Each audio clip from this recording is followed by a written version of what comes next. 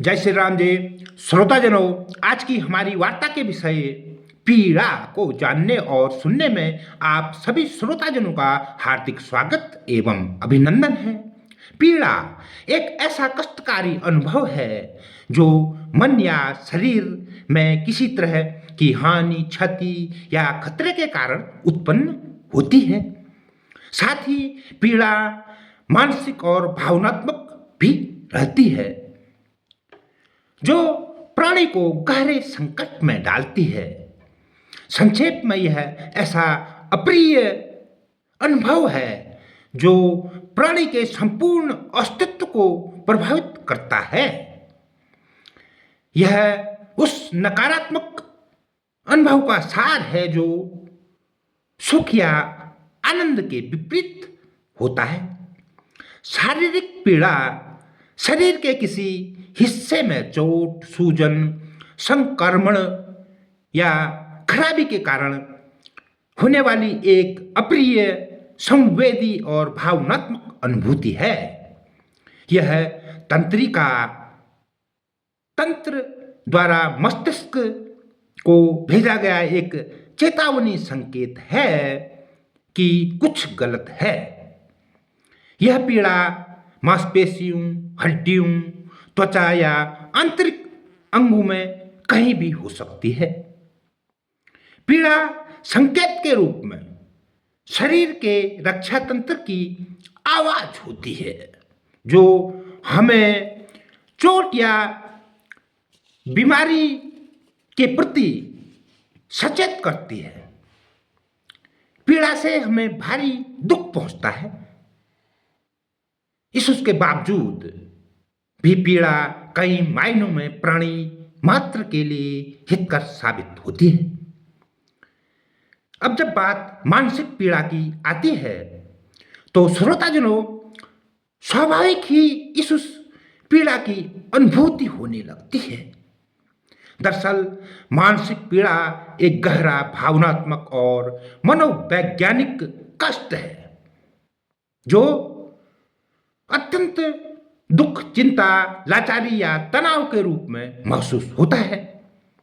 यह शारीरिक चोट की भांति नहीं, बल्कि मन, विचारों और व्यवहार को प्रभावित करने वाली एक गंभीर स्थिति है, जिसके कारण प्राणी को दैनिक जीवन जीने में बड़े कष्ट उठाने होते हैं। इसमें लगातार उदासी, अत्यधिक चिंता, खुद को बेकार समझना या बहुत अधिक चिड़चिड़ापन महसूस हो सकता है। मानसिक पीड़ा में सिरदर्द, मांसपेशियों में तनाव, थकान, भूख में कमी या अधिकता या नींद की समस्या हो सकती है। सामाजिक गतिविधियों से दूरी बनाकर रखना इसका एक प्रमाण हो सकता है। एकाग्रता में कमी आ सकती है। ऐसी स्थिति में वह गलत फैसले ले सकता है। यह मानसिक पीड़ा किसी गहरे नुकसान या की आघात और असफल रिश्तों या भारी तनावपूर्ण वस्तु स्थिति के कारण हो सकती है। श्रोताजनों, ठीक मानसिक पीड़ा की भांति भावनात्मक पीड़ा हुआ करती है।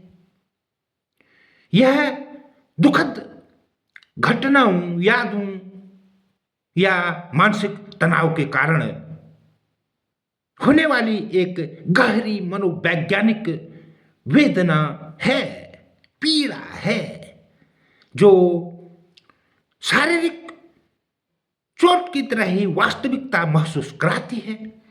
यह उदासी, अलगाव, आघात या असफलता के कारण उत्पन्न हो सकती है। यह पीड़ा कुछ ही समय के लिए भी हो सकती है या फिर लंबे समय तक रहकर अवसाद जैसी बीमारी का कारण भी बन सकती है।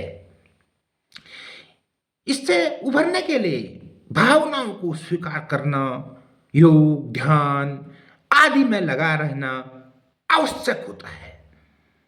श्रोताजनों, जिस प्रकार शारीरिक पीड़ा के लिए चिकित्सकीय उपायों को अपनाकर उसे ठीक किया जा सकता है, जो जिस किस भी अंग से जुड़ी जो कोई भी समस्या हो, उसे उस प्रकार के डॉक्टर को दिखाकर उससे छुटकारा प्राप्त किया जा सकता है।